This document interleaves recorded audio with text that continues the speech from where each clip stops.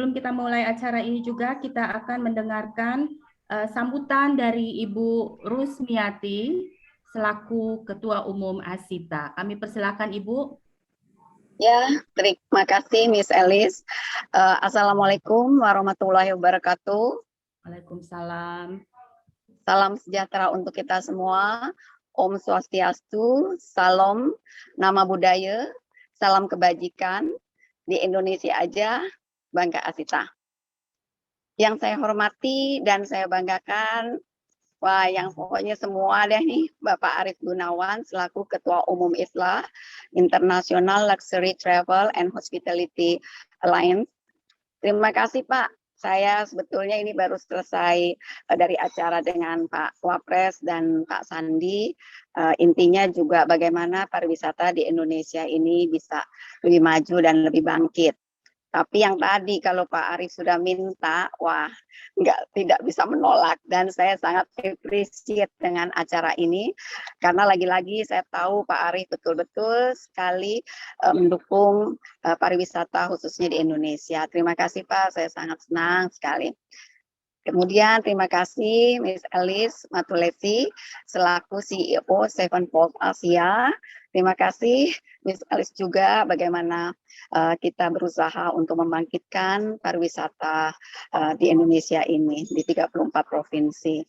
Kemudian yang saya hormati nih ada Pak Budi, alhamdulillah Wakil Ketua Umum Asita DPP dan juga Ketua Asita Jawa Barat. Terima kasih Pak.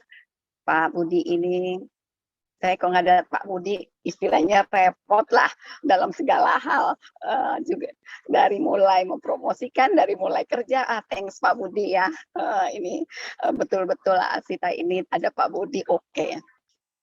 Kemudian juga yang terhormat para hadirin diaspora Vietnam.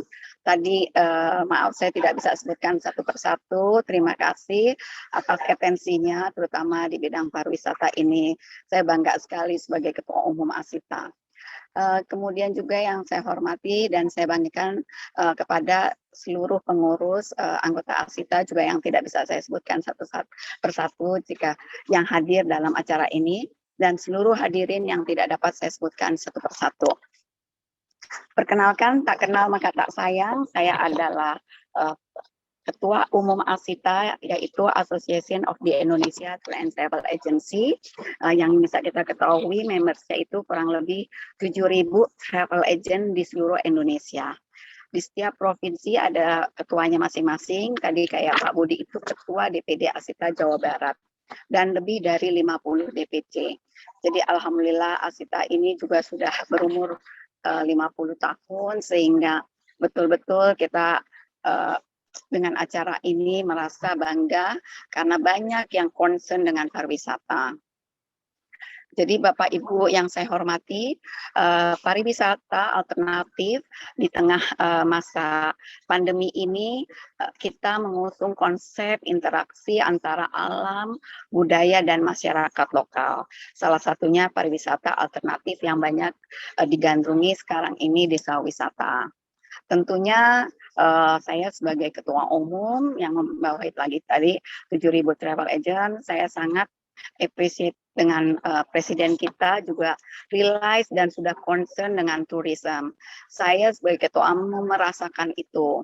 Dan juga hari ini Pak Sandi juga seperti itu. Intinya sangat sekali bagaimana pariwisata ini bangkit, apalagi di masa setelah pandemi ini. Kita bisa ketahui pandemi ini, saya diketahui teman-teman juga, 90% anggota saya waktu betul-betul awal tidak ada aktivitas mulai reda, agak sudah lumayan lagi. Namun saya berharap pariwisata ini sesuai juga dengan harapan tadi Pak Wapres dan Pak Menteri dalam acara hari ini. Mudah-mudahan pariwisata cepat bangkit. Sesuai dengan tema pada hari ini, membangun destinasi pariwisata baru, Asita berharap bisa bekerja sama dan ini akan terus membantu melahirkan desa wisata yang baru. Tadi sekali lagi Pak Arief dan Miss Elis saya sangat bangga. Saya betul-betul dalam acara ini, walaupun nanti saya mungkin videonya tidak on terus, saya minta maaf, tapi saya akan ikuti. Karena ini betul-betul Gunawan dan Miss Elis itu betul-betul concern.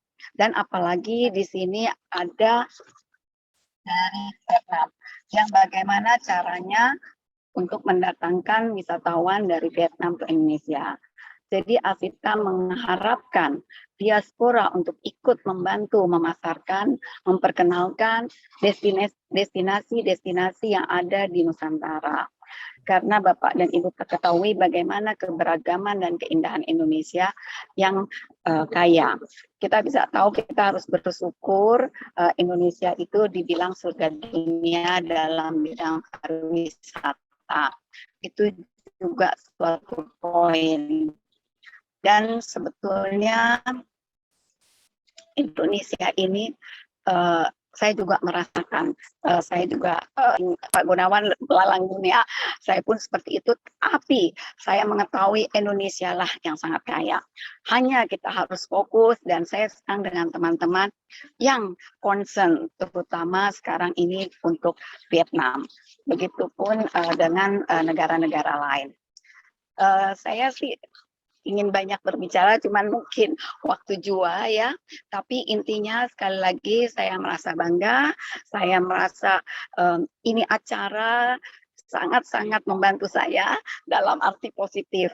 Ya kan, kita memang harus berkolaborasi karena Asita juga kita sudah mempromosikan. Sebetulnya Asita itu, anggota-anggota saya itu mempromosikan ke seluruh dunia. Baik Amerika, Eropa, Jepang, Korea. Kita kalau pergi dengan teman-teman itu pergi ke sana. Apalagi waktu kemarin itu di Kuala Lumpur sih 200-an orang. Jadi kita betul-betul Asita ini, khususnya anggota Asita, itu benar-benar fokus mempromosikan kekayaan alam dan negara-negara, dan terutama provinsi yang sangat kita cintai ini. Sekali lagi saya mengharapkan acara ini bisa membuat Indonesia lebih populer, dan mudah-mudahan banyakkan harapan dan doa, mudah-mudahan COVID ini bisa berlalu. Dan juga PPKM saya juga sudah meminta, mudah-mudahan minggu besok ada good news. Dan juga saya tadi masih berharap dengan Pak Menteri Pariwisata untuk membuka Bali yang utama. Karena kita bisa tahu Bali lah yang menjadi ikon. Saya bilang dengan Pak Menteri, jika ingin juga pariwisata atau image Indonesia, cukup membuka Bali. Dan jika Bali itu pas ada yang kedatangan dari, terutama juga tadi Turki atau apa, itu saya juga tadi kebetulan programnya Turki, dan memang Turki sudah banyak sekali mau charter, sudah mau bagaimana, saya mungkin sehari bisa 5 kali. Kapan destinasi open tadi, itu juga saya buktikan kepada Pak Menteri. Jadi betul-betul saya menyarankan supaya border terutama di Bali ini dibuka. Sehingga begitu dibuka dan itu safe, dan saya meyakinkan udah vaksin, waktu terakhir ketemu Pak Gubernur, dan Gubernur juga menyatakan siap, dan semua yang saya lihat kalau itu udah yang ke-1-nya udah hampir 100%, sehingga kita siap. Dan saya juga maaf mungkin tambahan, saya selalu meyakinkan, terutama anggota Asita, tanpa COVID pun kita sudah menerapkan kebersihan, sangat memperhatikan hospitality, sangat kita betul-betul setiap orang yang datang ke Indonesia, kalau saya bertanya, Indonesia perfect dari semuanya. Dan itu terbukti. Nah, mudah-mudahan saya bisa meyakinkan itu, dan Bali bisa dibuka. Dan mudah-mudahan secepatnya, tadi saya ulang lagi, jika Bali dibuka dan kita bisa membuktikan langsung Indonesia itu bisa, Indonesia sudah bisa dalam arti sudah pulih dan bisa didatangkan oleh seluruh mancanegara. Terima kasih, itu aja harapan saya. Sekali lagi, Pak Gunawan, terima kasih Miss Elis. Saya sebagai Ketua Umum sangat berterima kasih sekali lagi. Terima kasih. Wassalamualaikum warahmatullahi wabarakatuh. Waalaikumsalam. Terima kasih Bu Ros. Terima kasih sekali masih bisa menyempatkan waktunya. Ya. Tadi dikasih tahu sama Mbak Deden. Nanti disempatkan Pak. Terima kasih banyak loh Bu Ros. Ya, sama-sama. Terima kasih Pak Gunawan. Saya juga terima kasih. Salam sehat. Amin, amin. Amin. Silakan Bu Elis. Terima kasih Bu Rusmiati untuk sambutan, pesan, harapan-harapannya. Kami juga berharap Bali sebagai ikon pariwisata Indonesia segera dibuka sehingga dapat menolong juga situasi perekonomian di Bali pada khususnya. Sebelum kita melanjutkan, saya mau menyampaikan juga beberapa hal. Kami minta untuk semua audio di mute, dan untuk pertanyaan bisa nanti ada sesi tanya jawab yang akan disediakan, dan untuk pertanyaan bisa langsung di chat ditujukan kepada saya, ya, langsung ditujukan kepada saya. Nanti saya yang akan membacakan pertanyaan-pertanyaan. Baik, tidak berlama-lama saya akan memperkenalkan Pak Arief Gunawan sebagai pembicara sore hari ini. Pak Arief Gunawan has more than 30 years experiences and has recognized as the leading business development strategist, luxury hospitality specialist in IHG, Shangri-La, Accor, and Compass, including hospitality and tourism investment consultant in Global HVS, hospitality valuation services, Coldwell Banker Property, and World Trade Center. Currently, he leads LTH worldwide and chairs the International Luxury Travel and Hospitality Affiliations, where headquartered in Singapore. Since 14 years ago, he has developed several hotels, theme parks, tour and travel, property management, and currently he passionately develops and organize international kingdom master classes across Southeast Asia. An Indonesian diaspora, multilingual, hands-on multifunctional expert with outstanding motivational skills. And besides that, he is regularly invited to deliver keynote speeches and master classes at universities, colleges, international companies, and organizations. His executive management experiences are undergirded with equally extensive academic achievements, which includes several master and doctorate programs. Top performing strategies with a huge drive for winning is always his tagline. Pak Arief Gunawan, kami persilahkan. Terima kasih. Salam pariwisata Indonesia. Untuk semuanya, pada khususnya diaspora Vietnam, saudara-saudara kami yang ada di sini, dari Konsul Jenderal Republik Indonesia juga, dan teman-teman diaspora yang lainnya di Singapura, Malaysia, ataupun Hong Kong, terima kasih bisa bergabung. Dan saudara dan teman-teman saya yang ada di Indonesia semuanya. Akan lanjutkan program Zoominar Kebangsaan. Kali ini yang sudah 3-4 kali, dan saya lanjutkan topiknya berkesinambungan. Jadi Bapak Ibu sekalian yang belum bisa bergabung atau tidak bergabung sesi yang lalu, bisa bergabung di Telegram kami, materi ada di situ. Dan juga bisa diunduh di Telegram juga, nanti akan diberikan alamat Telegram. Dan juga kepada teman-teman yang dari perhotelan, kami ada program lagi nanti di akhir bulan. Acara ini dibuat awal bulan adalah untuk pariwisata dan akhir bulan untuk perhotelan. Terima kasih, dan saya akan sharing pada hari ini. Ibu Elis, tolong kalau modulasi saya tidak jelas ataupun kurang jelas, bisa diulang lagi. Jelas, Pak. Silakan. Oke. Melanjutkan dengan acara yang lalu, hari ini kita buat yang namanya judul adalah New Tourism Destination Development, atau bagaimana cara membangun destinasi baru untuk pariwisata. Mengapa saya bilang apakah destinasi yang lama tidak? Bukan. Itu yang saya maksud, bukan mencari tandingan ataupun saingan, melainkan mencari akselerasi daripada destinasi yang sebelumnya, dan bila mana ada destinasi baru, itu lebih bagus lagi, seperti Ibu Ros katakan tadi, pada khususnya desa wisata. Sangat tepat daripada apa yang kita akan bicarakan untuk bagaimana cara membangun destinasi baru. Dan untuk apa kita bangun? Indonesia tangguh dan tumbuh, seperti moto daripada ke-76 kemerdekaan Indonesia. Tidak harus 76 tahun pun, Indonesia adalah tangguh dan tumbuh. Dengan warna-warni yang ada di Indonesia, inilah kekayaan daripada Indonesia.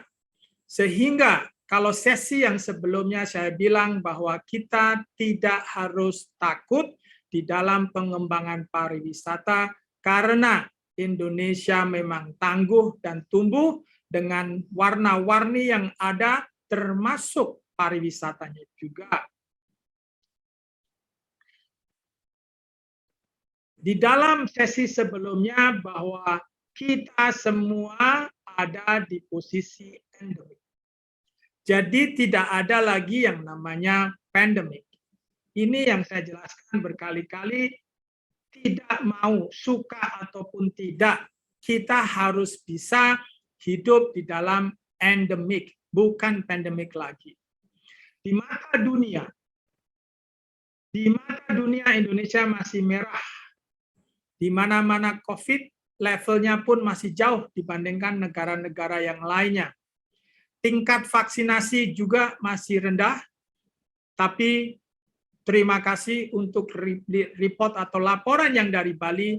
Bali sangat tinggi dibandingkan dengan daerah-daerah yang lain. Seperti yang Ibu Ros katakan, bila mana Bali bisa dibuka, itu sangat luar biasa potensinya. Seperti halnya Thailand membuka Phuket, dan Vietnam akan membuka Phuket, Malaysia juga akan membuka Langkawinya. Oleh karena itu, langkah yang sangat tepat apabila pemerintah Republik Indonesia untuk bisa membuat lompatan-lompatan strategi yang bisa untuk membangun ataupun sebagai ikon pariwisata Indonesia, yaitu Bali. Tetapi untuk daerah-daerah yang lain, jangan terasa atau merasa iri. Kami akan membicarakan bukan Bali hari ini. Karena Bali tidak dibicarakan, sudah banyak orang yang membicarakan. Oleh karena itu, saya lebih fokus kepada daerah-daerah yang lain, bagaimana bisa mengembangkan daerah pariwisata destinasi yang lainnya, yang dihubungkan dengan pariwisata yang sudah ada. Dengan situasi sekarang ini, kalau kita melihat bersama daripada acara sebelumnya, bahwa globally melihat Indonesia masih merah. Oleh karena itu, saya ulang lagi, we are in endemic. Jadi kita di masa endemik. Suka tidak suka, terima tidak terima, kita harus hidup bersama di endemic. Why Indonesia domestic tourism? Mengapa domestic tourism? Karena memang ini yang bisa jalan. Kalau mengharapkan international tourism, like a dreaming in the daytime. Jadi domestic tourism is the only one. Is the only one. Jadi saya tegaskan lagi, saya yakinkan lagi, is the only one within 2 to 5 years. Jadi hanya satu-satunya dalam 2 tahun sampai 5 tahun ke depan. Bila mana membuat strategi untuk internasional, lebih baik diutamakan yang domestik dulu. Bukannya tidak baik, tetapi lebih baik kita bicarakan yang domestik dulu. Mengapa? Produk sudah ada, market sudah ada, tinggal transportasi yang kita kembangkan. Bersama jelas prokes yang harus dilakukan. Oleh karena itu dengan keanekaragaman daripada Indonesia, saya ambil daripada peta yang berwarna-warni karena saya senang bahwa Indonesia kaya raya. Oleh karena itu kami kenal dengan Ibu Rose sudah berapa tahun yang lalu, bagaimana caranya untuk bisa mengembangkan Asita ataupun daerah tujuan wisata di daerah-daerah, ini yang kita akan bicarakan. Moto daripada kami adalah BRA, Be Real Action. Jadi kita tidak membicarakan teori, jadi tidak istilahnya hanya retorika, tetapi bagaimana untuk bisa menjadi aksi. Oleh karena itu, Bapak Ibu sekalian, saya dengan senang hati bila mana bertanya juga bagaimana cara mengaplikasikannya, ini yang kita akan lanjutkan bicarakan. Slide selanjutnya. Or later travel trend. Ini secara rangkuman 7 hal yang kita perlu perhatikan, yaitu bukan future. Saya tidak suka untuk bicarakan future. Saya bicarakan adalah now, sekarang ataupun hari ini, dan nanti travel trend-nya. Ada 7 hal yang saya tekankan di sini, yaitu demand and evolutions, health and hygiene, innovation, digitization, sustainability, adaptability, qualitative resilience, endemic is no crisis. Jadi kuncinya nanti bahwa kita tidak ada yang namanya krisis. Kalau di dalam pembicaraan yang lalu di dalam perhotelan bahwa kami mengelola juga beberapa properti yang ada di Vietnam, termasuk yang sekarang ini, bahwa kami tidak mengenal krisis. Biar bagaimanapun juga situasi kalau untuk diketahui bahwa Vietnam tidak jauh berbeda dengan Indonesia sebelumnya. Kalau sekarang di Indonesia sudah mulai membaik, sudah mulai aman, sudah mulai berjalan di luar, sudah mulai bekerja di luar, tetapi sampai detik ini Vietnam pada khususnya adalah capital and Ho Chi Minh City, bahwa khususnya di Ho Chi Minh City diperpanjang 2 minggu lagi. Bukan soft lockdown, tetapi hard lockdown. Mengapa saya sebut hard lockdown? Karena militer yang jaga. Jadi tidak ada yang istilahnya main cincai ataupun bernegosiasi, tetapi di sini militer yang menjaga. Itu yang saya namakan hard lockdown. Di extend Bapak Ibu sekalian, bukan seperti di Indonesia lebih mudah, tetapi di extend lagi seharusnya selesai, ini adalah hari terakhir tanggal 15, besok dibuka. Namun keputusan sudah diambil kemarin bahwa diperpanjang 2 minggu. Jadi Bapak-Ibu sekalian, PPKM bukan diperpanjang hanya di Indonesia, namun juga ada di Vietnam. Kembali lagi kepada now and later travel trend. Apa itu demand dan evolution? Pariwisata total berubah. Kalau yang dulu berinovasi banyak sekali cara-cara untuk bagaimana mencari, menarik dari pariwisata, tetapi sekarang rubah total. Demand-nya sudah berbeda dengan yang dulu. Kalau dulu sampai ada bintang 1, bintang 2, bintang 3, bintang 7, sampai ada yang plus-plus lagi. Namun sekarang hotel ataupun pariwisata destinasi sekarang lebih kepada apa yang customer mau.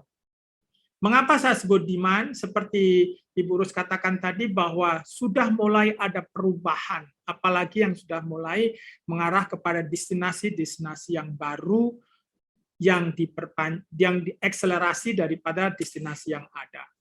Malah tadi disebut desa wisata, ya kita akan mengarah ke sana yang namanya nanti di sustainability tourism.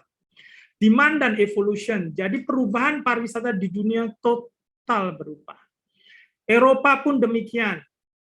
Eropa masih mencari identitas, Eropa juga mencari perubahan dan mau kembali kepada yang lama, namun tidak mudah untuk bisa mengembalikan di dalam kehidupan pariwisata yang lama daripada yang sekarang. Beberapa negara tetangga di Eropa juga mulai akselerasi kepada destinasi ke negara-negara tetangganya juga, namun situasi sudah berubah. Oleh karena itu, Bapak Ibu sekalian, mengapa demand? Kita harus pintar-pintar mencari demand ataupun menyediakan apa yang demand mau. Seperti Evolution yang dulu ada kerennya. Pesawat penerbangan yang ada you can fly, everyone can fly. Atau LCCT, low cost carrier, misalkan LCC. Jadi sekarang berubah. Yang dulunya suka terbang, sekarang yang lebih aman pakai mobil. Yang dulunya lebih ke tingkat yang tinggi, hotel-hotel yang istilahnya pencakar langit, sekarang mencari yang alam. Yang dulunya bisa terus, misalkan dalam satu hari bisa 2 negara, 3 negara, sekarang berbeda.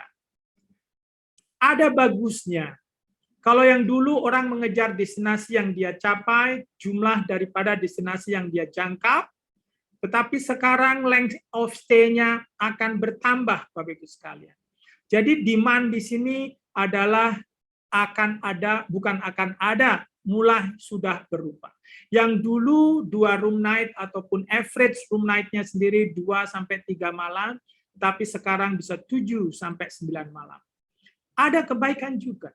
Karena mereka tidak mau traveling seperti dulu lagi, cepat pindah sini, pindah sana, tetapi sekarang dia lebih settle ataupun stay longer di beberapa tempat yang dia tuju.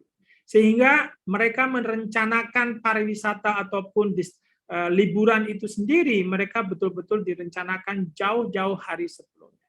Berbeda dengan yang dulu, yuk ke Bali, yuk ke Bandung, itu within 1 hour, 3 hours mereka decided. Tetapi sekarang untuk merencanakan lebih lama lagi. Mengapa lebih lama lagi? Karena persyaratan prokes juga diperlukan juga. Oleh karena itu, Bapak Ibu sekalian, memang demand di sini akan ada value-nya lebih tinggi lagi. Kalau kita bisa menyediakan produk yang ada value-nya, yakin dan percaya bahwa bisnis akan masih bisa jalan. Mengapa saya tertarik membicarakan destinasi-destinasi baru? Karena sekarang banyak muncul sudah destinasi-destinasi baru yang perlu ataupun yang tidak menjenuhkan daripada travelers ataupun holiday makers. Jadi evolusi yang sudah ada, perubahan sangat total. Anak-anak kita dulu yang suka lari sini, lari sana ke pantai ataupun ke swimming pool, mereka lebih suka hanya di kamar dan dia main di gadgetnya dia seolah-olah sudah liburan.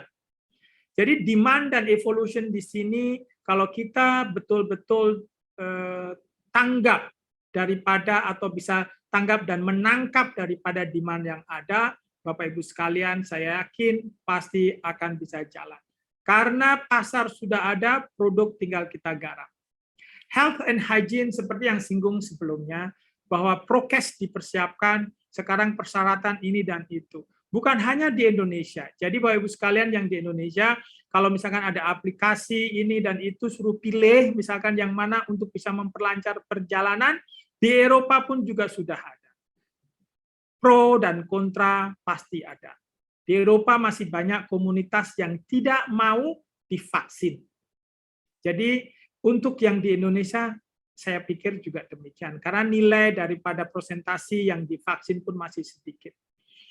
Tapi perlu bersyukur Bapak Ibu sekalian yang ada di Indonesia, yang saya dengar dan saya baca vaksin yang menunggu kalau di Indonesia.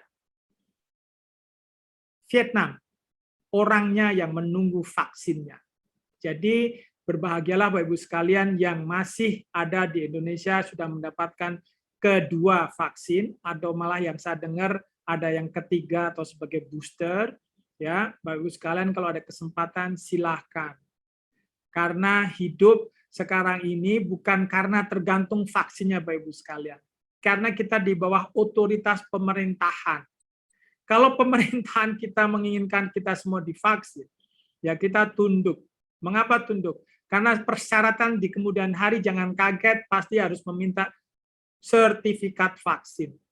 Jadi sertifikat vaksin, tapi Bapak Ibu sekalian, setiap vaksin tidak bisa buat untuk pinjam uang di bank. Ya, jadi sertifikat ini hanya untuk bisa memenuhi daripada persyaratan-persyaratan, termasuk untuk traveling, bukan di domestik saja, tetapi juga di international traveling.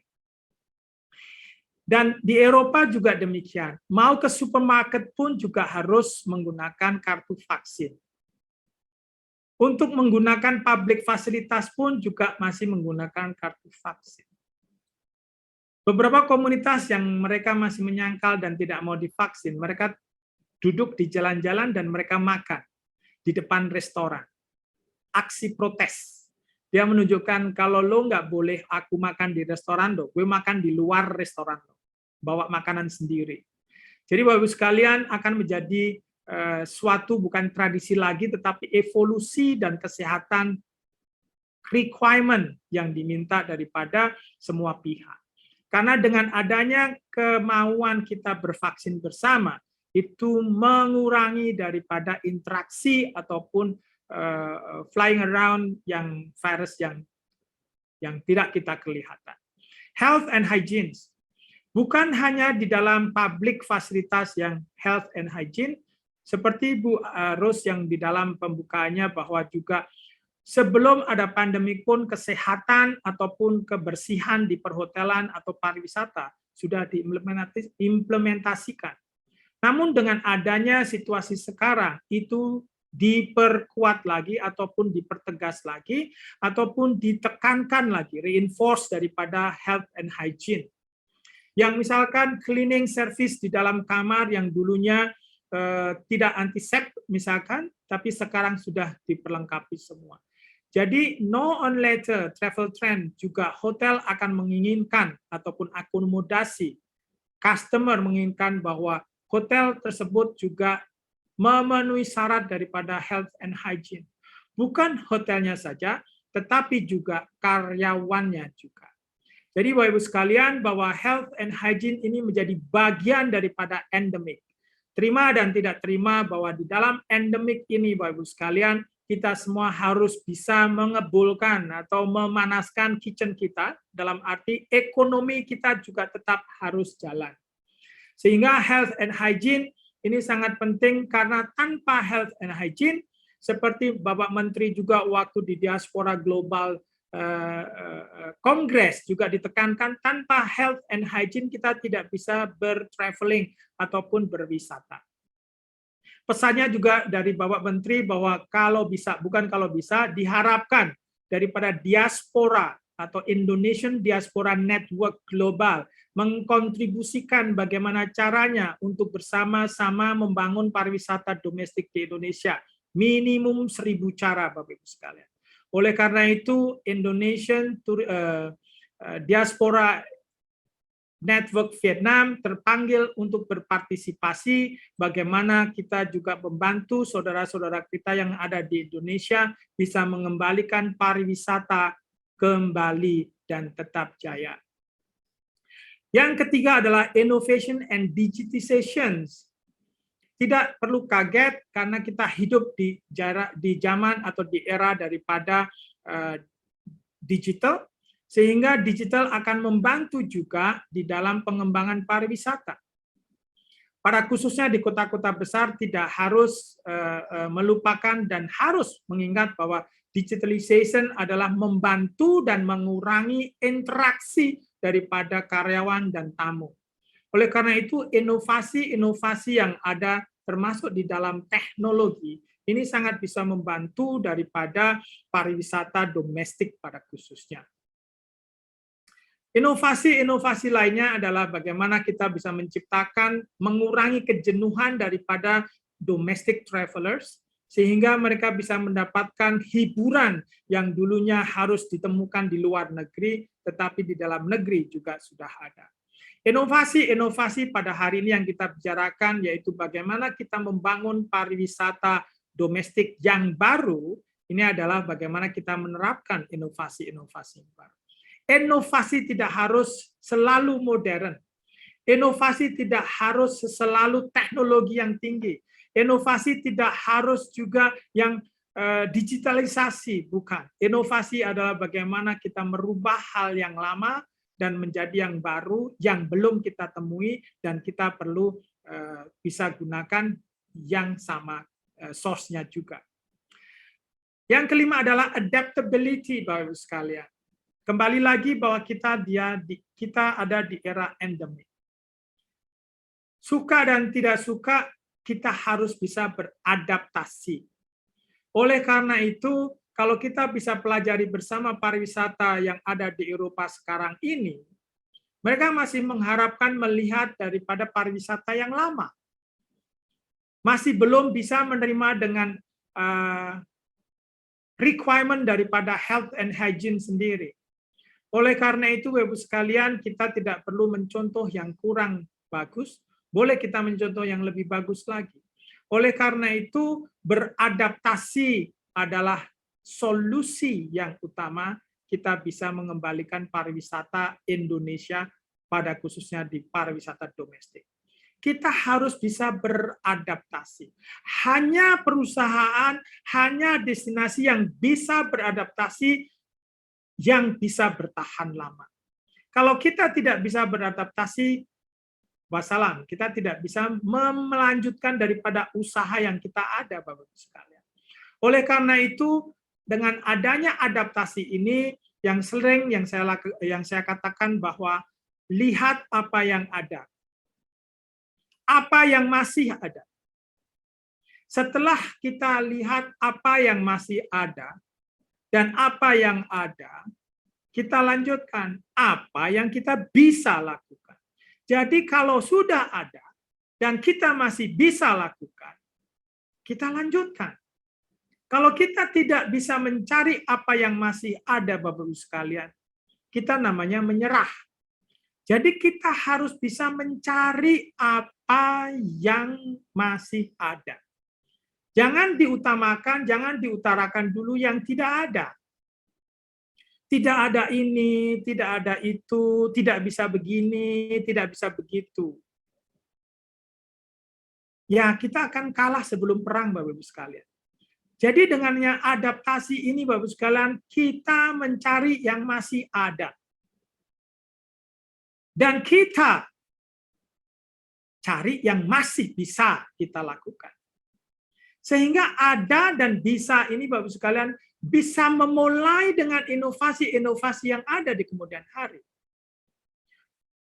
Arif, saya sudah lakukan ini, saya sudah lakukan itu. Cari lagi, pasti ada. Karena Indonesia adalah kaya raya. Karena Indonesia penuh dengan keanekaragaman. Di daerah Bapak Ibu sekalian juga masih banyak yang belum tercover ataupun discover. Saya kasih contoh. Dengan lockdown militer yang ada di Vietnam, pada khususnya di tempat saya kelola perhotelan ada di sini.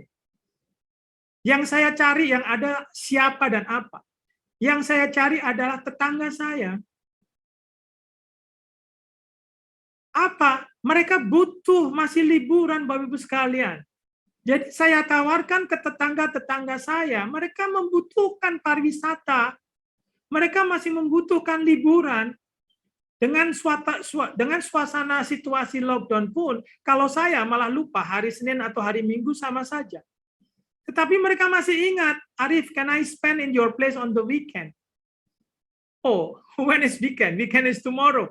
Jadi Bapak Ibu sekalian, kalau kita mau bisa beradaptasi, Bapak Ibu sekalian, dan kalau kita kalau kita mencari apa yang bisa dan ada, Bapak Ibu sekalian, pasti pada khususnya Tuhan akan memberikan jalan, Bapak Ibu sekalian. Kalau kita berusaha, pasti ada jalan. Ya, maaf, saya lompat sustainability. Jadi setelah digitization, tadi namanya adalah sustainability. Sustainability itu apa? Berkesinambungan daripada produk pariwisata yang masih bisa aman dan dilanjutkan berkesinambungan. Dan berkelanjutan, Bapak Ibu sekalian. Bukan hit and run, bukan sekejap, sekedar saja. Kita buka hiburan hanya semalam, itu namanya hiburan malam. Atau misbar, gerimis langsung bubar. Sustainability ini bagaimana kita bisa menerapkan yang berhubungan bukan hanya di teknologi ataupun manusia, tetapi juga kita melibatkan alam.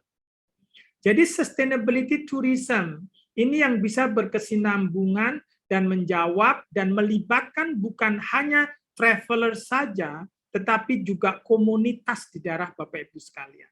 Nanti akan saya lanjutkan dengan strateginya yang bagaimana kita membuka nanti. Jadi sustainability ini sekarang yang sangat dibutuhkan Bapak Ibu sekalian. Bagaimana kita bisa sustain, bagaimana kita bisa hidup kalau tidak kita mempunyai kesinambungan dengan yang lainnya. Oleh karena itu, kalau kita namakan seperti hukum alam ataupun yang dulu, hukum kebutuhan, hukum jual beli, hukum tawar-menawar, inilah yang kita bisa terapkan kepada saudara-saudara kita yang di daerah-daerah pada khususnya. Saya berbicara pada hari ini bukan merepresentasikan daerah-daerah tujuan wisata yang besar-besar.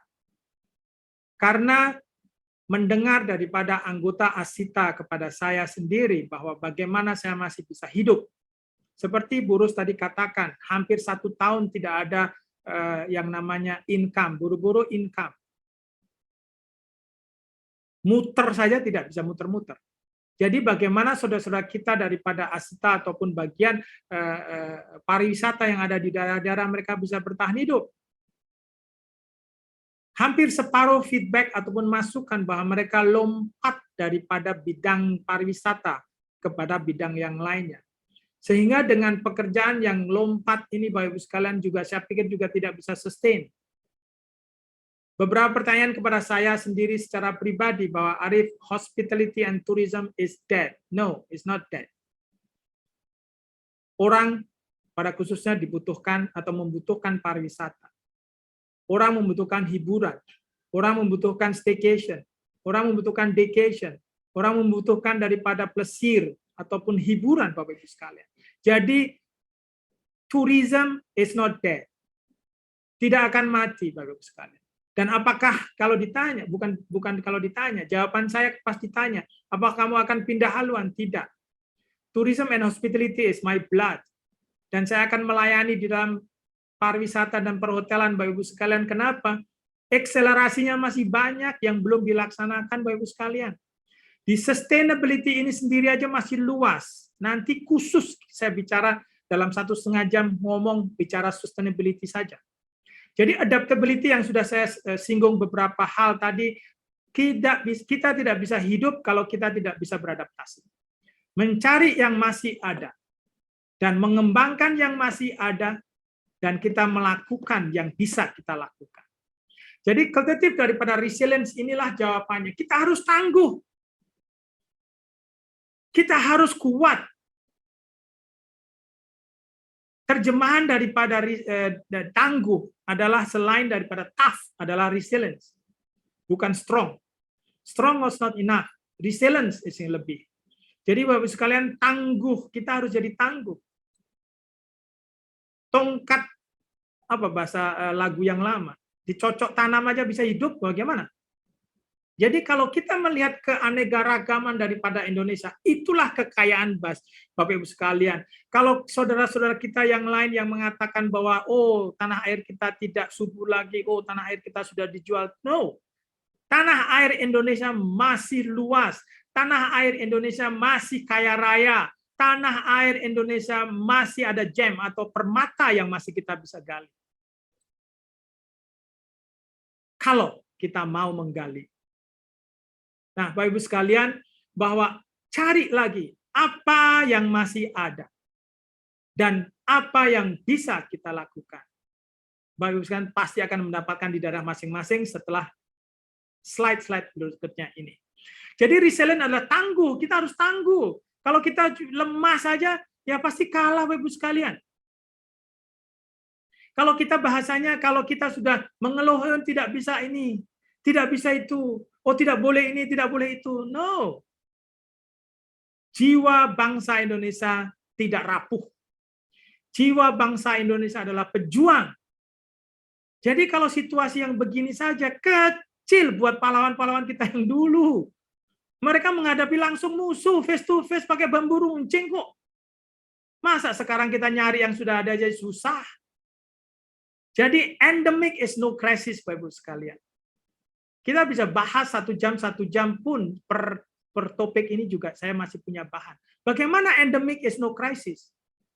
Di dalam endemic atau pada khususnya di dalam situasi sekarang saya di lockdown, saya masih lebih sibuk daripada tidak lockdown. Karena sekarang semua digitalisasi. Semua sekarang pakai komunikasi webinar, Zoomina. Acara per acara hari ini pun baru tutup, ini adalah acara yang ketiga saya hari ini. Jadi Bapak-Ibu sekalian, di dalam situasi lockdown ataupun endemic, we never know atau kita tidak mengenal yang namanya krisis, Bapak-Ibu sekalian. Kalau kita menganggap ini adalah krisis, ya kita tidak akan bisa tumbuh. Kalau kita menganggap krisis dan tidak bergerak dan tidak mencari apa yang masih ada dan yang bisa kita lakukan, we are not tough, we are not resilient enough. Jadi Bapak-Ibu sekalian, angkat apapun yang ada di tangan Anda. Bolpen, cangkul, pisau, apa yang Anda lakukan. Dan angkat itu apa? Angkat adalah suatu kepercayaan, adalah keyakinan.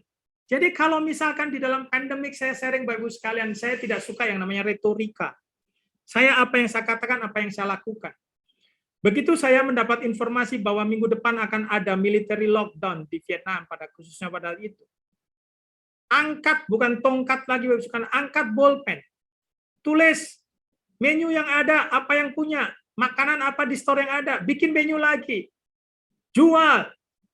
Kalau kita mau berusaha, Bapak-Ibu sekalian, Tuhan pasti akan kasih jalan. Saya yakin dan percaya. Kalau saya bisa, Bapak-Ibu sekalian juga bisa. Jadi Bapak-Ibu sekalian, bahwa endemic is no crisis. Endemic for me is opportunity. I don't like, again, talk about no real action. Bukan menyombong Bapak-Ibu sekalian, saya hanya mengencourage Bapak-Ibu sekalian bahwa di dalam endemic is no crisis. Di dalam endemic there are plenty opportunity. Hotel yang kami kelola, di dalam lockdown yang istilahnya hardcore lockdown di bawah militer ini Bapak-Ibu sekalian, okupansi dan revenue daripada kami lebih tinggi daripada 1 bulan yang lalu.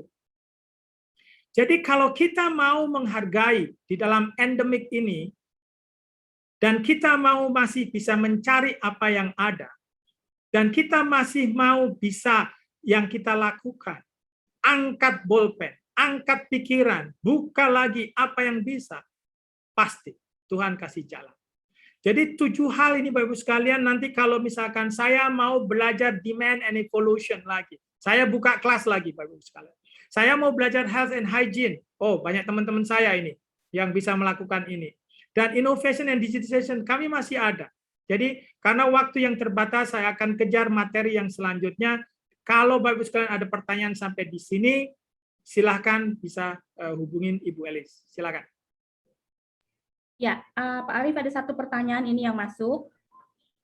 Inovasi merubah yang lama menjadi yang baru, itu contoh realnya seperti apa ya Pak? Mungkin bisa diperjelas. Terima kasih.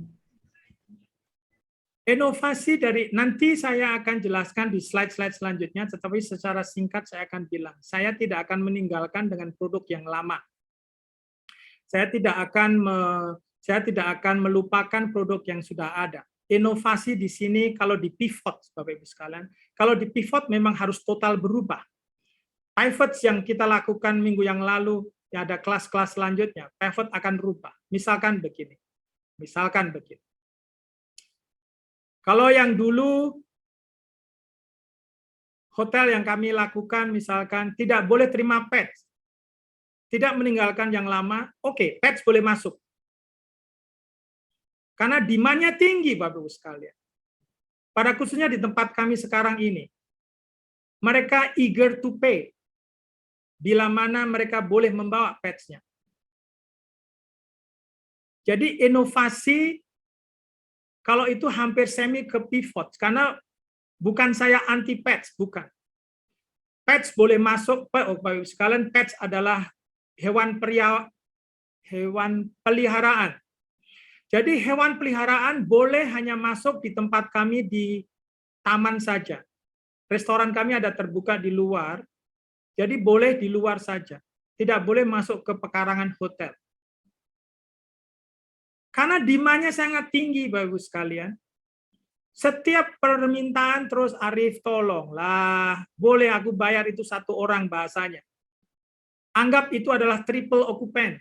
Jadi misalkan dia couple, saya punya pet 1, anggap itu triple jadinya. Charge, no problem. Even suite, kami punya suite, akhirnya kami designated. Kami alokasikan suite kami itu untuk menerima pets. Tetapi khusus. Karena di dalam pemeliharaan kebersihan itu diharapkan yang lebih lagi bersihnya ataupun treatmentnya lagi di hygiene. Jadi tidak meninggalkan barang lama, tetapi inovasi dengan yang baru lagi menerima. Kalau itu buat saya pivot, karena sebenarnya saya anti yang namanya pet masuk ke hotel. Tetapi karena demand yang tinggi, bisnis yang kita lakukan tinggi, apalagi health and hygiene kita juga bertingkat lagi. Kami lunak akhirnya. Kami melunakkan diri, boleh kalau begitu. Tetapi saya punya jadwal. Untuk apa Bapak Ibu sekalian? Saya buat hanya 1 kamar suite yang boleh pets ada. Sehingga back to back terus untuk bisa menjaga hari-hari kami yang full. Weekend hari kami full. Jadi saya terima pets bukan weekend. Kalau weekend saya tidak perlu pets customer. Saya berikan adalah Senin sampai hari Kamis. Jumat sampai Minggu tidak terima pets. Cukup terima pets tapi di restoran saja, bukan di hotel. Jadi bagaimana inovasi yang tidak meninggalkan produk yang lama itu salah satunya. Saya kasih lagi misalkan restoran misalkan. Apalagi di Malaysia. Di Malaysia itu main coffee shop-nya adalah harus halal. Buat kami halal bukan mengarah kepada religius ataupun spiritual. Di dalam hospitality kami mengenal yang namanya market demand. Jadi kalau market demand kami halal berkurang, jadi kami buka restoran yang dulunya hanya halal, sekarang kami buka untuk umum. Jadi Bapak Ibu sekalian, ini lebih ke pivots atau pivots, ya, lompatan yang sama sekali bertolak belakang. Tetapi inovasi yang mana yang tidak meninggalkan produk yang lama masih banyak. Misalkan ditambahnya suatu ide. Misalkan kalau ada theme park lebih mudah untuk memberikan contoh. Yang dulu tidak ada ride, apa istilahnya ride itu? Kalau di bahasa Indonesia bahana. Kalau di bahasa Indonesia adalah bahana. Tidak ada bahana ini. Kita cari bahana itu. Kalau misalkan tidak ada selfie, kami declare tahun yang lalu lockdown yang pertama ataupun the first year of pandemic, kami sudah buat, kami claim bahwa kita more than 1,000 spot for Instagrammable location. Lokasi kami kecil, tidak besar, tetapi we claim. Kita mengklaim adalah 1.000 Instagrammable spots. PD ya Pak ya. Ya jadi kalau kita membuat suatu lompatan-lompatan, jangan tanggung-tanggung. Kalau kita buat inovasi-inovasi, juga jangan tanggung-tanggung.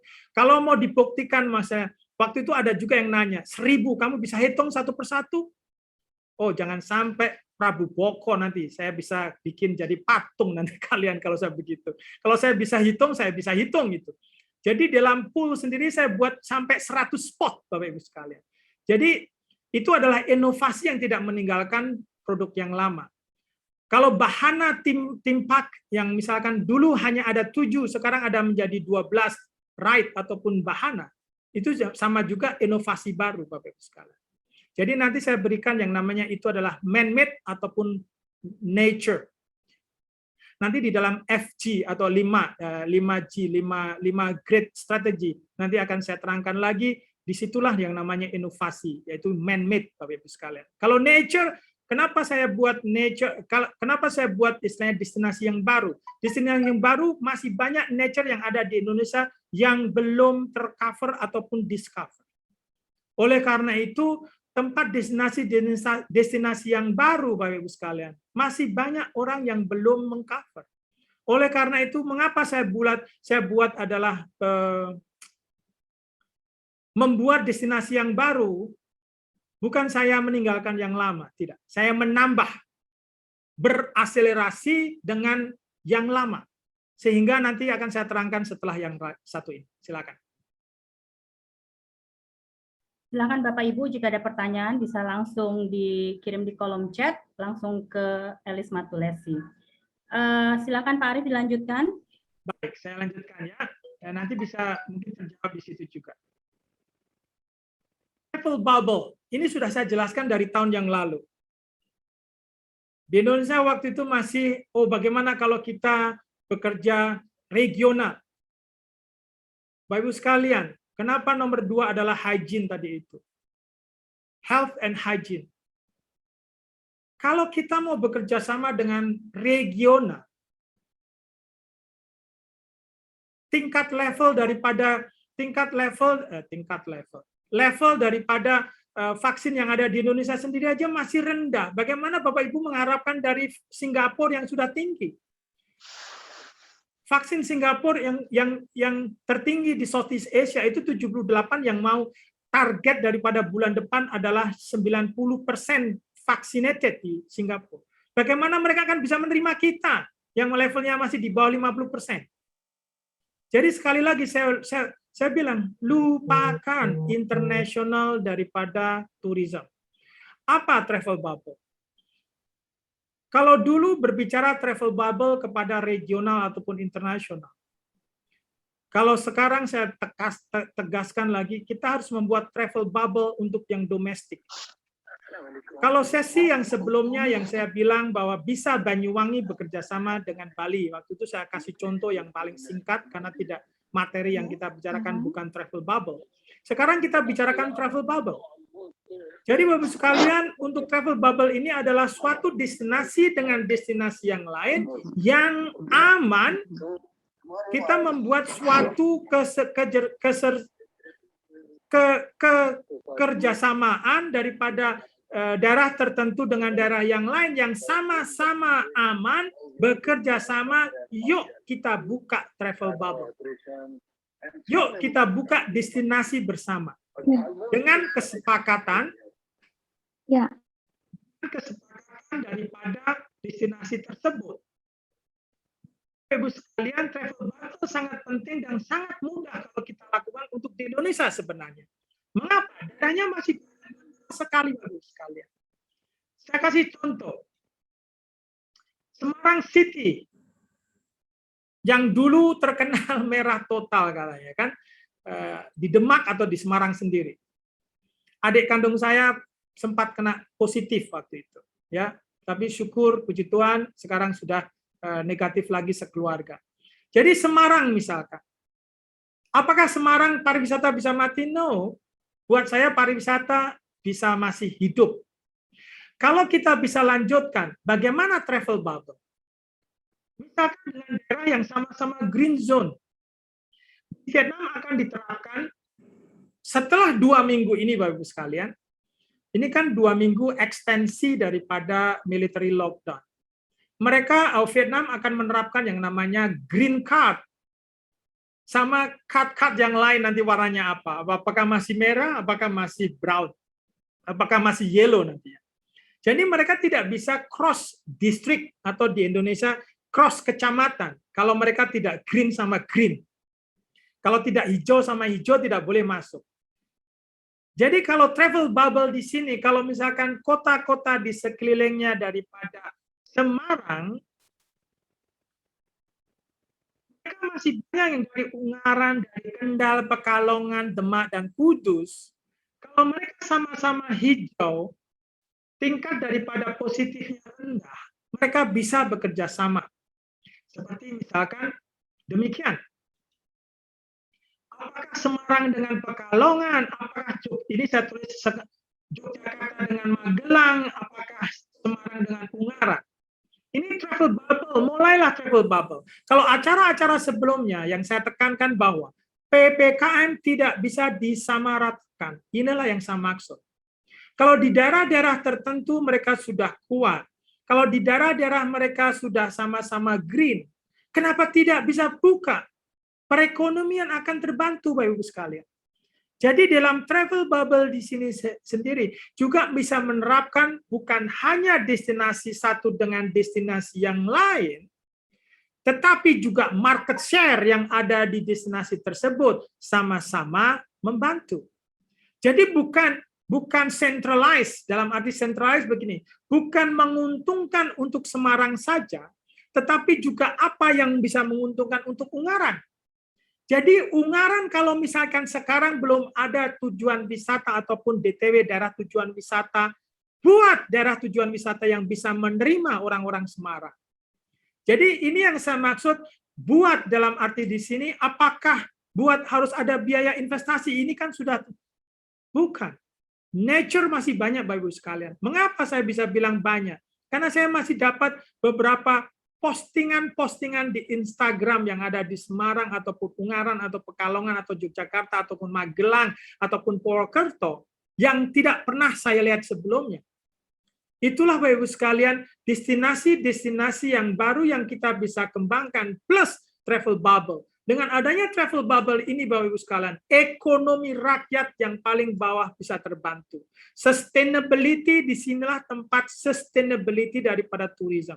Tanpa bisa membantu perekonomian rakyat yang kecil, ya jangan panggil namanya sustainability tourism. Jadi daripada travel bubble di sini kita bisa terangkan, daerah satu dengan daerah yang lain bekerja sama asalkan tingkat sama-sama menguntungkan. Jangan dibuka travel bubble tapi menguntungkan daripada sentral, seperti misalkan Semarang saja. Pekalongan tidak. Harus ada vice versa. Disinilah yang saya maksud, mengapa Asita daripada yang ada perwakilan di daerah-daerah tersebut bisa berjalan. Jadi Bapak Ibu sekalian, mengapa saya bisa terangkan di sini? Karena memang ada anggota Asita yang bertanya kepada saya, Pak, apa yang bisa saya lakukan kalau begini caranya? Ya kita harus pendekatannya memang kepada otoritas. Kalau otoritas kita bisa dengan meyakinkan Bapak Ibu sekalian yang tadi saya terangkan bahwa hygiene and health itu adalah penting. Dan demand kita bisa ada. Bilang kepada pemerintah, bekerja sama dengan pemerintah tetangga, ataupun daerah tetangga. Itu Bapak Ibu sekalian pasti akan bisa. Saya kasih contoh yang lainnya misalkan di daerah Medan atau Sumatera Utara. Jadi sama halnya seperti Semarang dengan kota-kota yang lain. Bapak Ibu sekalian, Medan adalah sumpek atau padat Bapak Ibu sekalian. Mereka juga membutuhkan pariwisata di luar Medan. Apakah Medan dengan Samosir, apakah Medan dengan Toba, apakah Medan dengan Pemantang Siantar, apakah Medan kepada misalkan Kisaran, atau misalkan dengan Stabat, atau misalkan Pangkalan Berandan. Orang-orang kota masih membutuhkan pariwisata Bapak Ibu sekalian. Kalau saya jelaskan di dalam acara-acara sebelumnya, begitu saya di lockdown provinsi, saya malah senang Bapak Ibu sekalian. Mengapa senang? Demand dan pasar saya tidak akan lari daripada provinsi. Saya giat menjual di dalam provinsi tersebut. Sehingga message ataupun pesan yang kita sampaikan kepada target market ada. Jadi misalkan Medan, bukan menguntungkan Medan saja Bapak Ibu sekalian. Jadi orang misalkan dari kabupaten yang lain, daerah-daerah yang lain, itu juga ada yang membutuhkan. Karena apa? Sistem pariwisata adalah sistem yang saling membutuhkan. Membutuhkan tujuan wisata yang satu dengan yang lain. Disinilah yang namanya travel bubble yang saya maksud. Sama-sama menguntungkan, bukan hanya diuntungkan satu sepihak saja, tetapi sama-sama menguntungkan. Di daerah yang lain misalkan, ini bukan kota dan kabupaten atau kota pusat. Saya buat misalkan di pulau misalkan. Misalkan dengan Palembang dan Bangka Belitung. Atau misalkan Bali, Lombok, ataupun Flores. Kalau yang saya sebut bulan yang lalu adalah dari Banyuwangi dan Bali. Karena Banyuwangi tingkat daripada positifnya sendiri masih rendah dibandingkan daerah-daerah yang lain Jawa Timur. Kita tidak bisa pandang bulu Jawa Timur masih merah. Tidak bisa. Jawa Timur kan itu kan bukan satu kecamatan. Jawa Timur kan banyak kabupaten. Jadi kalau kita pandang seperti Indonesia, Indonesia, misalkan waktu itu ada gunung meletus di Sinabung, ada gunung meletus di Gunung Agung, Bali. Indonesia tutup? Tidak kan? Jadi inilah yang saya maksud Bapak Ibu sekalian bahwa daerah-daerah tertentu itu tidak bisa disamakan di dalam PPKM. Karena PPKM itu hanya sama kalau kita tidak pandang bulu misalkan seperti warna ungu Jawa Timur misalkan. Padahal di Banyuwangi dan ada di tempat yang lain lagi, itu masih rendah. Malang waktu itu masih rendah. Tapi Surabaya merah total. Nah, inilah Bapak Ibu sekalian, ada baiknya mengapa kita bekerja sama dengan Asita setempat. Karena Asita juga punya jalur di dalam kepemerintahan juga. Oleh karena itu, saudara-saudara kita misalkan ada yang di pusat ataupun di kota kabupaten, kalau mereka sudah ada Asita, Bapak Ibu sekalian yang ada di desa ataupun di terbelakang level kecamatan, bilang sama Asita, saya punya daerah tujuan wisata. Bagaimana kalau kita kembangkan dengan daerah yang lain sama-sama? Inilah Bapak Ibu sekalian, bagaimana kita bisa menerapkan travel bubble. Yang selanjutnya, yang saya namakan yaitu 5G atau 5G. 5G ini apa Bapak Ibu sekalian? 5G atau 5G Indonesia Tourism Destination. Jadi destinasi yang sudah 5G. Kan ada 4G, 3G itu kan, tapi kami tourism kami buat namanya 5G. Apa 5G? So what is 5G? 5G adalah International Update Tourism Analysis. Tools, alat yang untuk bisa mendeskripsi daripada potensial yang namanya G, itu adalah Great Potential. Jadi G atau 5G di sini adalah 5 Great Potential Tourist Destination and Investment. Jadi 5G ini saya terangkan nanti satu persatu bahwa sebelum kita mengidentifikasi turis destinasi di beberapa tempat atau di tempat sedunia, dan sebelum memasarkan, kita harus memenuhi syarat dengan 5G dulu. Kalau 5G ini belum, jangan coba-coba pasarkan. Pasti not sustainable. Pasti tidak akan sustain dan tidak akan bisa bertahan lama. Apa itu 5G? G yang satu adalah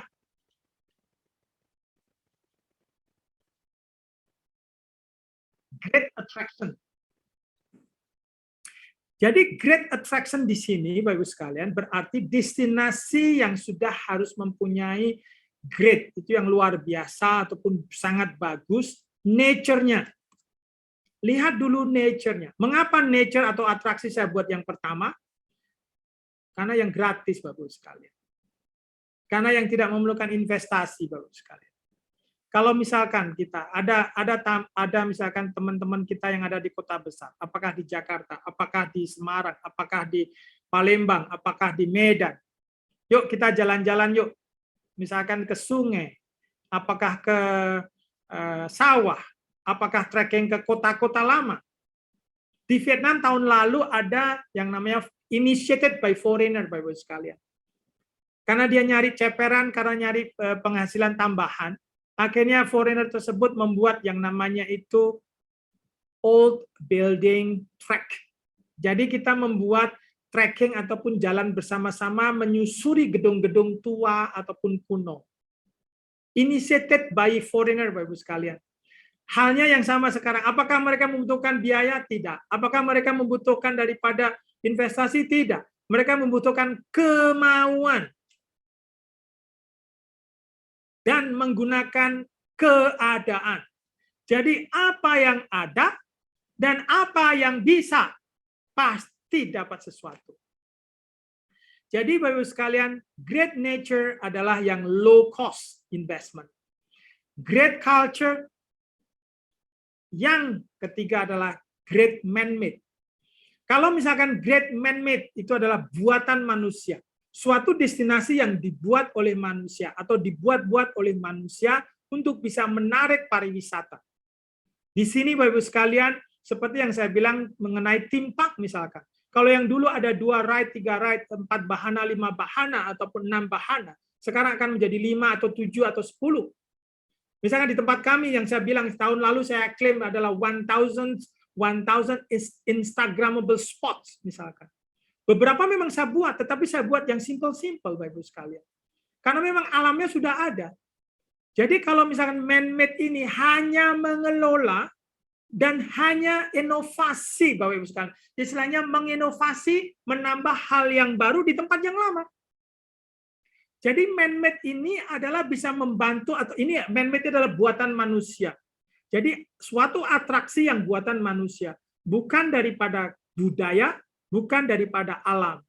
Jadi kalau ada yang kita masih buat dengan cost yang paling rendah, saya tata-tata sedikit saja, misalkan furniture yang dulu lama yang tidak pernah terpakai, saya lap dan saya oles, misalkan jadi seperti seolah-olah kursi tua, misalkan.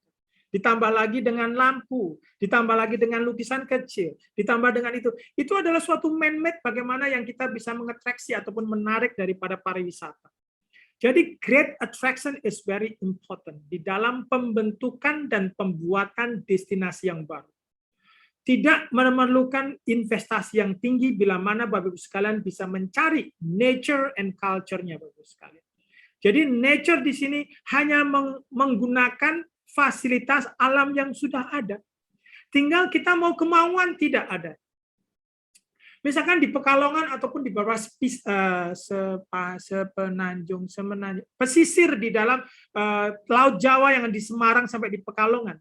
Apa yang saya lakukan? Cari di situ mangrove. Cari dengan nelayan yang tidak bisa lanjut lagi untuk ke jukungnya ataupun kapalnya. Buat pariwisata yang baru. Apa? Mangrove tour. Tapi syukur puji Tuhan, waktu itu saya dikasih tahu, Pak, bisa Pak, saya dapat 2 jukung. Bantu pasarkan. Saya bantu pasarkan, biarpun saya ada di Vietnam, Bapak sekalian. Sehingga Bapak sekalian di sini, yang penting adalah yang masih ada dan yang masih bisa kita lakukan. Jadi great nature ataupun culture ini Bapak sekalian yang low cost. Baru kalau man-made pun kalau bisa cari yang low cost juga. Misalkan di sawah misalkan. Sekarang saingan Bali banyak sekali. Rice field attraction di beberapa daerah di Jawa Barat sudah menggunakan sistem-sistem seperti yang ada di Bali. Dibikin hiasan-hiasan yang ada di sawah-sawah di Jawa Barat, di pinggiran Bandung. Orang Bandung di kota Sumpek, di Bandung juga terlalu padat. Mereka juga membutuhkan liburan, Bapak sekalian. Mereka ada yang keluar dari Bandung di pinggiran Bandung, tidak jauh-jauh. Mereka membuat yang namanya man-made attraction ini banyak. Untuk apa? Untuk selfie, untuk Instagramable. Instagramable di sini banyak, Bapak Ibu sekalian. Kafe-kafe hampir semua mempunyai Instagramable spot. Nah, kecuali ini yang punya modal, Bapak Ibu sekalian. Tetapi kalau yang tidak punya modal, find nature and culture. Masih banyak. Kalau di kota, di mana nature-nya banyak, Bapak Ibu sekalian? Coba kalau di Jakarta aja saya bisa kasih tunjuk kok. Jalan-jalan di Kota Baru, misalkan jalan-jalan di Kota Batavia, jalan-jalan tunjukin semua spot-spot yang namanya gedung-gedung yang lama. Belum ada, Bapak Ibu sekalian. Misalkan di gang-gang kecil, misalkan. Yang aman. Yang pada dasarnya adalah Instagramable spot atau yang istilahnya spot-spot yang buat konten, Bapak Ibu sekalian. Ya, jadi di sini great attraction sangat penting adalah G yang pertama kali yang saya akan lanjutkan, saya kejar waktu yang sudah padat. Itu yang kedua adalah accessibility. Great accessibility, apa accessibility? Yang mudah dijangkau, Bapak Ibu sekalian. Saya tidak membicarakan mengenai air atau sea, yang pakai land saja, yang pakai daratan saja. Bapak Ibu sekalian, dengan accessibility di sekarang ini, yang ada demand, tadi saya bilang, demand daripada pariwisata lokal sekarang ini adalah bepergian bersama keluarga. Bepergian bersama-sama. Berpergian yang lebih lama, karena persiapannya dibutuhkan yang matang dan lama. Oleh karena itu, mereka tidak mau ketinggalan daripada kesempatan di sini. Sehingga great accessibility di sini, Bapak Ibu sekalian, pertama kali. Kalau daerah misalkan great attraction tadi itu, sebagus-bagusnya great attraction, kalau tidak accessible, susah untuk dijual, susah untuk dipasarkan. Kecuali lagi, kalau misalkan great attraction, accessibility-nya hanya pakai jalan kaki. Jadi kita mencari pasarnya juga yang suka jalan kaki. Sehingga Ibu sekalian, kalau kita memasarkan, kita jelas-jelas tracking. Sehingga dengan tracking, kita bisa menjual daerah tersebut yang terpencil misalkan. Jadi great accessibility ini kalau saya terangkan secara umum bahwa destinasi should have great infrastruktur dan great connectivity, yaitu terkoneksi oleh darat, udara, dan laut. Tapi dengan great accessibility di sini sendiri belum cukup, Bapak Ibu sekalian. Yang kita akan lanjutkan daripada grade yang ketiga, yaitu grade yang namanya facility. Ada beberapa teman yang merubah, mereka bekerja hotel sebelumnya, sekarang dia rubah rumahnya menjadi kos-kosan, rumahnya menjadi homestay, Bapak Ibu sekalian. Yang saya encourage sangat kuat, kalau misalkan ada pasar, why not? Ya, jadi great facility di sini saya ulangi dari awal, misalkan great facility mean destinasi should have great public facility. Harus ada mempunyai public fasilitas, publik fasilitas, termasuk pada khususnya akomodasi atau fasilitas-fasilitas yang lain. Apakah restoran, fasilitas umum, atau fasilitas tambahan. Dan ingat, untuk membangun suatu destinasi, bukan hanya atraksi dan accessibility saja, tetapi juga public fasilitas yang ada toilet, gas station, rest stop. Kalau misalkan seperti dari Jakarta ke Bandung, sudah sekarang destinasi rest stopnya berapa? Bapak-Ibu sekalian, saya tidak ngomongin misalkan pariwisata lokal atau domestik yang dianggap mungkin terbelakang ataupun termudah tidak menghasilkan uang, tidak. Dari Jakarta itu, rest stopnya sudah ada berapa? Destinasi rest stop itu juga luar biasa, Bapak-Ibu sekalian. Menghasilkan berapa? Ekonomi jalan semua, Bapak Ibu sekalian. Ada oleh-oleh, ada makan, ada gas station. Saya kasih contoh misalkan tidak jauh-jauh di Indonesia. Maksudnya yang di Singapura. Di Singapura mempunyai kebiasaan yang namanya traveling cross border to Malaysia. Mereka mau dan siap untuk berantre-antre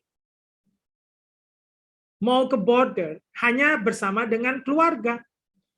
Tetapi misalkan habis beli bensin di Johor ataupun makan seafood di Johor, atau misalkan kalau misalkan masih lama, misalkan ada atraksi yang lain di pinggir pantai di Desaru misalkan, asal dengan keluarga, mereka senang sekali malam balik lagi ke Singapura. Apa bedanya dari Jakarta ke Bandung? Apa bedanya Jakarta ke Bogor? Jadi Bapak Ibu sekalian, memang great facility ini sangat penting di dalam membangun ataupun membuat destinasi yang baru. Saya kasih gampangnya adalah toilet. Yang dicari adalah toilet yang apa? Yang bersih dan nyaman. Ini yang sering kita temui di beberapa tempat destinasi, toiletnya. Pertama kali yang saya tuju biasanya toilet. Bersih apa tidak? Karena anak dan istri saya kalau sudah toiletnya kurang bagus, lebih baik ditahan-tahan. Tapi itu kurang sehat, Bapak Ibu sekalian. Oleh karena itu, Bapak Ibu sekalian, public fasilitas yang sangat penting dan termasuk akomodasi dan restoran. Ini great facility. Grade yang selanjutnya adalah great value. Nah, ini Bapak Ibu sekalian, yang kalau saya jelaskan sebelumnya bahwa being with a family traveling by land atau by cars, ya, dengan keluarga mereka berpariwisata atau berwisata pakai mobil. It's a great value. Jadi kalau mereka ekspektasinya mereka pun juga di beberapa tempat ataupun spot mereka tinggal atau mereka akan tinggal nanti, mereka juga menginginkan adalah great value di sini. Great value tidak harus murah terus, Bapak Ibu sekalian. Kalau saya sebut yang lebih kepada value for money, istilahnya cukup atau istilahnya pekpok atau istilahnya pas lah kan gitu. Tidak mahal, tidak murah kalau dibandingkan dengan fasilitas dan servis yang ada. Sehingga destinasi ini aja worthy, berharga untuk dikunjungi. Jadi jangan langsung istilahnya melihat oh ini bagus sekali, tapi bagus nggak itu dikunjungi. Tujuannya pertama apa? Tujuan wisata apa? Tujuan wisata alam, tujuan wisata spiritual, tujuan wisata reunian, ataupun tujuan wisata kuliner, atau tujuan wisata untuk rekreasi anak-anak. Sehingga ini ada worth enggak, ada berharga enggak kalau dikunjungi. Jadi Bapak Ibu sekalian, bukan berinovasi saya menghilangkan yang lama misalkan. Misalkan dengan kota kabupaten ada tujuan wisata yang sudah lama ada. Untuk akselerasi, untuk bisa memperpanjang, meningkatkan dan menjual istilahnya integrated ini Bapak Ibu sekalian. Ini sangat penting sekali. Kalau dulunya hanya misalkan hanya restoran. Restoran cocok buat anak-anak tidak? Oh, tidak ada fasilitas untuk anak-anak. Make it. Sehingga Bapak Ibu sekalian di dalam suatu destinasi kuliner misalkan untuk restoran ataupun kafe ataupun bistro yang ada tempat lokasinya bagus. Tetapi juga harus mengakomodasi semua pihak. Dalam arti semua pihak, bisa suami, bisa istri, atau bisa anak-anak, bahkan orang tua yang misalkan jompo, yang mereka butuh pelesiran juga. Sehingga good value ini sangat penting sekali, apakah worthy untuk apakah berharga untuk dikunjungi. Jadi tidak harus mahal dan tidak harus terlalu murah. Domestic dan foreign tourists are easily to access those information digital era. Sehingga great value ini pun juga kita harus sellable in digitalization yang seperti saya utarakan sebelumnya. Digitalization ataupun digitization. Ya. Jadi sehingga Bapak Ibu sekalian, great value itu harus ditimbang-timbang dan dilengkapi lagi dengan yang namanya great management. Great management ini sangat penting. Kami bisa bantu, biarpun dari sini Bapak Ibu sekalian, saya akan bantu untuk mengelola. Karena apa Bapak Ibu sekalian? Kalau misalkan pemasarannya kurang, barang bagus, destinasi bagus, tapi pemasaran nggak ada. Produk bagus, accessible, bisa dijangkau, tetapi kurang. Lagi fasilitasnya kurang, kebersihan masih kurang. Nah, dibutuhkanlah great management. Great management ini untuk membantu bukan hanya 4G, tetapi sebenarnya bisa 5G plus yang namanya itulah great service. Untuk bisa mendapatkan great management, yang kita capai goalnya adalah bagaimana kita bisa mencapai yang namanya great service, Bapak Ibu sekalian. Kalau kita punya software, kita punya hardware ataupun fasilitas pariwisata yang ada, tetapi kalau software servisnya tidak atau belum memenuhi syarat, ya tidak lengkap Bapak Ibu sekalian. Kalau bisa memang 5G, kita tidak mengenal lagi 4G. Jadi Bapak Ibu sekalian, jadi ini adalah langkah bagaimana strategi bagaimana kita bisa menerapkan dan membuat destinasi yang baru. Catat, kita tidak menghilangkan destinasi yang lama. Kalau bisa kita mengintegrasikan. Mengapa saya undang Ibu Ros di sini? Karena member Ibu Ros di seluruh Indonesia di 34 provinsi. Sudah lebih daripada itu. Anggotanya banyak sekali. Oleh karena itu, kalau misalkan anggota ASITA yang di sini ada, coba cari istilahnya anak asuh atau fathership. Jadi sonship di sini cari anak asuh di sini. Cari anak asuh yang bisa kita kelola dan kita bisa bantu. Ekonomi akan jalan Bapak Ibu sekalian, saling membutuhkan, saling mengisi dan saling menjual dan melengkapi. Saya kasih contoh waktu di Vietnam zaman dulu. Zaman dulu Bapak Ibu sekalian, waktu tahun 2006. Yang namanya Mekong Delta itu adalah kanal-kanal yang tidak laku Bapak Ibu sekalian. Kami terjun dari beberapa pariwisata, tourism ataupun travel agent yang dari Ho Chi Minh. Kita bantu bagaimana kita pasarkan. Bagaimana kita bantu kelola, bagaimana kita melanjutkan untuk service, karena mereka tidak kenal yang namanya service. Mereka dikenal namanya hospitality. Mereka nature hospitality. Mereka adalah welcome. Mereka suka untuk bisa menampung tamu, tetapi tidak dilengkapi dengan fasilitas yang ada. Kita asuh hampir 2-3 tahun. Akhirnya apa Bapak Ibu sekalian? Kalau mereka datang ke Ho Chi Minh tanpa ke Mekong Delta, itu namanya belum ke Vietnam. Inilah Bapak Ibu sekalian, manajemen, great management sangat diperlukan, dan kami siap bantu juga pada khususnya dari teman atau Bapak Ibu sekalian, teman-teman kita yang orang-orang Indonesia yang ada di sini, yang expert juga di perhotelan, mereka juga siap bantu. Ini adalah salah satu daripada panggilan kami yang dari pariwisata untuk bisa membantu. Tourism Indonesia is back. Jadi kembali lagi, salah satu daripada cara atau dari 1000 strategi yang diinginkan daripada Bapak Menteri, bahwa pariwisata daripada diaspora yang ada di luar Indonesia untuk bisa membantu pariwisata Indonesia. This is the destination, Bapak Ibu sekalian, yang dulu kami sebut be destination, tetapi sekarang akselerasinya ataupun integrated kepada destinasi-destinasi yang lainnya. Dari track di sini adalah beberapa kota yang sudah saya analisa sebelumnya bisa dikembangkan, karena di Indonesia sebenarnya kaya raya, hanya saja kita belum bisa menemukan dan kita belum mau melakukan. Indonesia tetap masih tangguh dan Indonesia masih terus tumbuh. Terima kasih, dan bila ada pertanyaan silahkan kepada Ibu Elis. Silakan.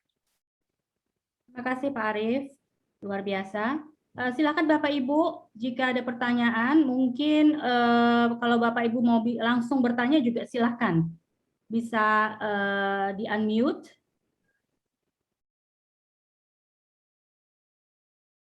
Sebenarnya tadi ada satu pertanyaan sih Pak, melanjuti yang tadi. Tadi Bapak menyebutkan contoh real inovasi untuk hotel. Kalau untuk travel agent bagaimana? Tapi tadi Pak Arief sudah bicara panjang lebar ya. Mungkin ada yang mau ditegaskan lagi Pak? Partnership. Kalau misalkan dulu travel agent yang misalkan kalau dibilang inovasi juga boleh, dibilang re-engineering produk lebih tepatnya.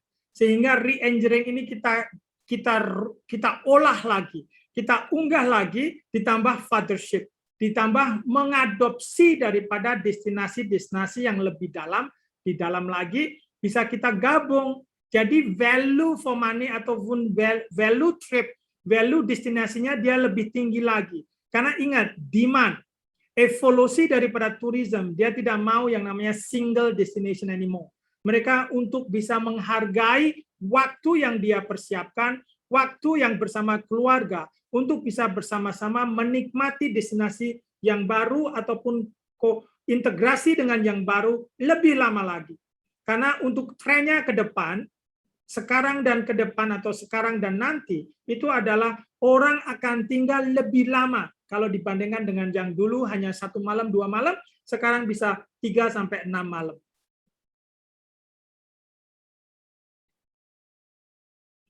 Silakan. Baik Bapak Ibu, silakan. Jika ada pertanyaan bisa langsung raise hand atau langsung open atau di-unmute. Mungkin sambil menunggu, saya juga mau menyampaikan, jika berdasarkan permintaan, begitu banyak permintaan untuk sertifikat, nanti kami akan bagikan di kolom chat link, ya jika Bapak Ibu menginginkan mendapatkan sertifikat dari Zoominar ini, bisa langsung menghubungi, bisa klik di link, atau di WhatsApp dan Telegram yang akan kami share nanti di chat.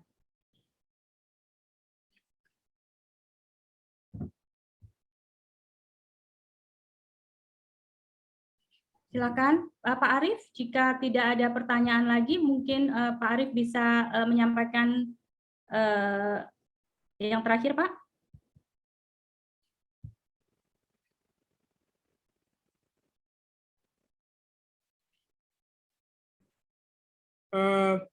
Untuk yang terakhir adalah pada khususnya teman-teman ataupun yang ada di Indonesia, ya silahkan bergabung di Telegram, ya bergabung di Telegram, kita bisa berkomunikasi di situ.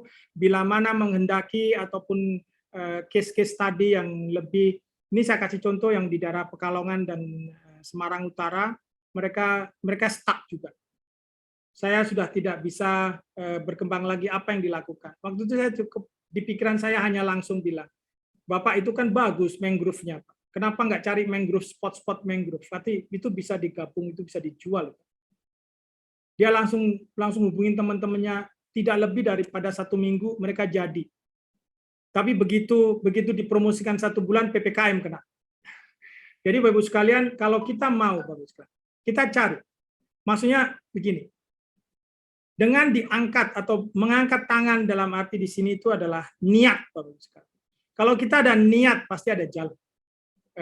Bukan hanya di Semarang yang saya di apa ya istilahnya, di Flores misalkan. Di Flores sama. Begini, di dalam pariwisata sekarang rubah total, istilahnya evolusi turisme tadi rubah total.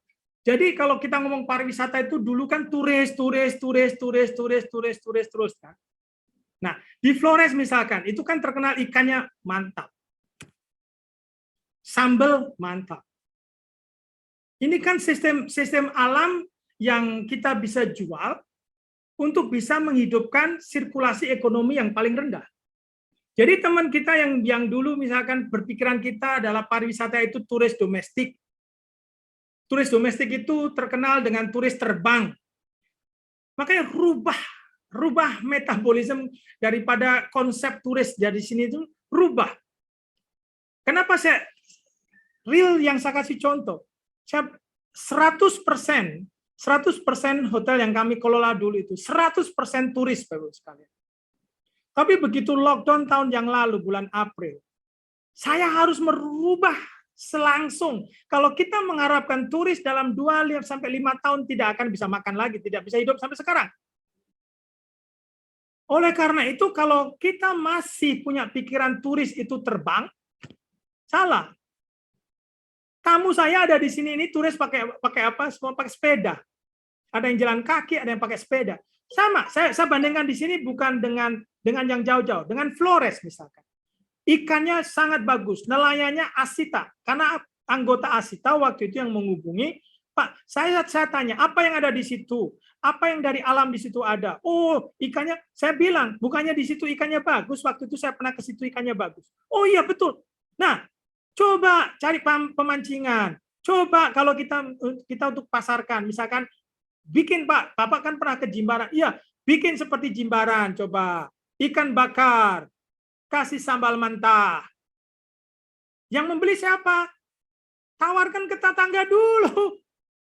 Tetangga ada yang mau beli kok. Gitu loh. Jadi sama yang saya lakukan di Vietnam ini. Saya jual ke siapa? Ke tetangga, Bapak Ibu sekalian. Saya nggak jual jauh-jauh. Saya meladeni tetangga aja sekarang kewalahan saya.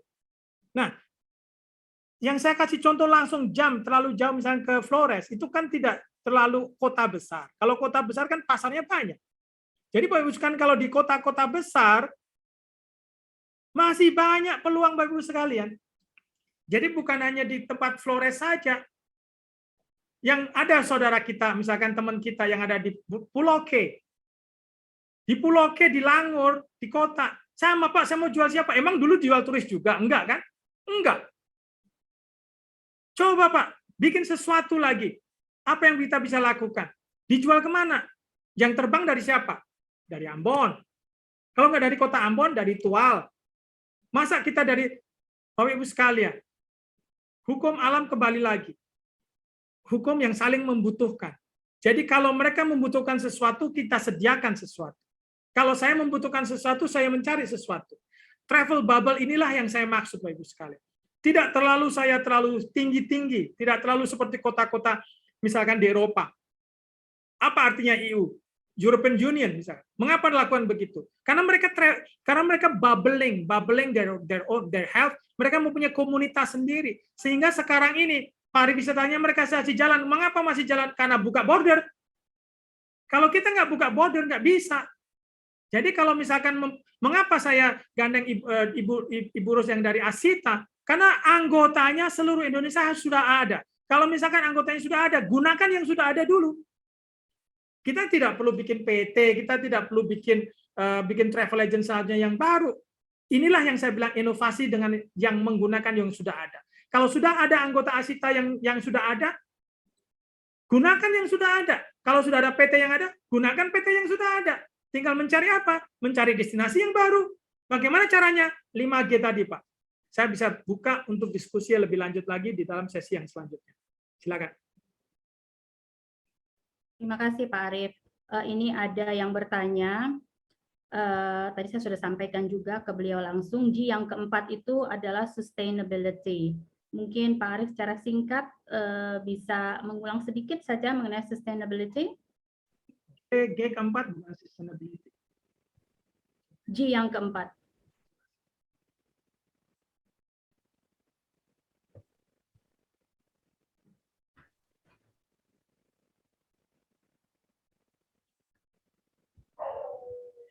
Yang keempat adalah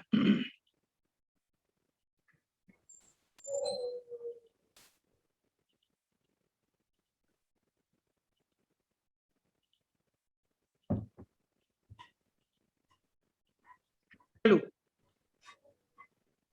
Jadi great value di sini adalah nilainya, Bapak sekalian.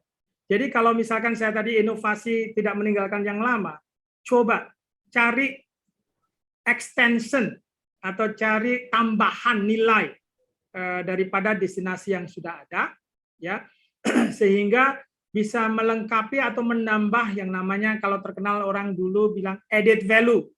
Di sini added value. Kalau misalkan dulu tidak mempunyai kegiatan untuk anak-anak, sediakan fasilitas untuk anak-anak. Jadi kalau misalkan dulu tidak ada spa, sekarang sediakan spa. Jadi ada great value. Sehingga apa? Sehingga terintegrasi servis yang dari anak-anak sampai orang tua sampai maksudnya renta, ya, gitu. Ini yang saya bilang great value yang nomor 4. Destinasi harus mempunyai great destination value-nya. Worthy nggak kalau saya ke situ? Jangan sampai kita sudah pasarkan mati-matian, gembar-gembor tinggi-tinggi, ternyata ya cuman begitu aja. Berarti tidak ada great value-nya.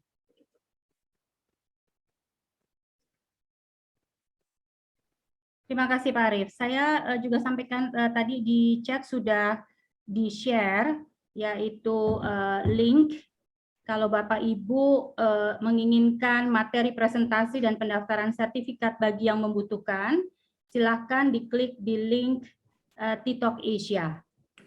Ya. Dan saya tambah juga biasanya minggu pertama atau minggu kedua adalah pariwisata dan minggu ketiga atau keempat adalah perhotelan. Jadi Bapak-Ibu sekalian yang tertarik untuk pariwisata bisa bergabung di awal bulan, kalau yang perhotelan bisa di akhir bulan. Apa istilahnya? Ya, sehingga kalau untuk chat kita bisa diskusi juga di Telegram. Jadi Telegram itu menyediakan mengapa saya bukan di WhatsApp tetapi saya lebih ke Telegram, fasilitasnya lebih tinggi dan lebih besar lagi. Sebelum pada berkurang boleh. Baik, saya mau summary dulu ya Pak Arief ya. Silakan. Saya summary dulu dari tadi semua presentasi dari Pak Arief. Ada beberapa hal yang saya catat. Kita semua ada di masa endemik sekarang ini. Dan market yang bisa kita kerjakan adalah domestic market yang masih bisa dikerjakan. Dan destinasi baru di Indonesia masih banyak sekali potensi yang bisa dikoneksikan dengan destinasi yang sudah ada. Dan dengan strategi 5G ini, pariwisata diharapkan bisa lebih tertata dan bisa lebih dipasarkan lagi.